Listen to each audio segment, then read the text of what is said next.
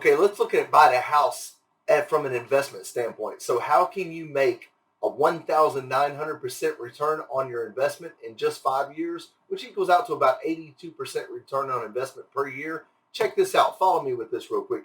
Average price, Middle Tennessee, buy a house 415,000. Average loan amount is about 395,000. You got your monthly principal and interest payments, but the total that you will have paid in principal in 5 years is about $5,000. Your payoff, what you will owe on your mortgage, will be about 367, 500. And then we got 10% appreciation. Now, right now, Middle Tennessee is appreciation at about 36% per year. But let's just say our market levels off at a normal, healthy 10% per year. In 5 years, your $415,000 house will now be worth $668,000 minus your payoff.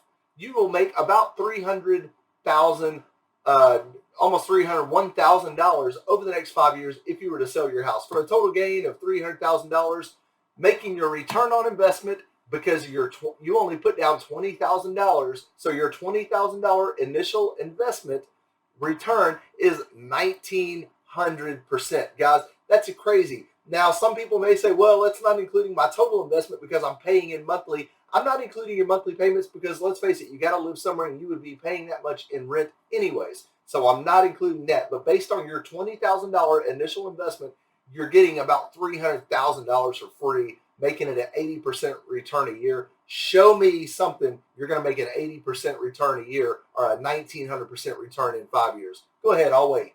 Put your comments below.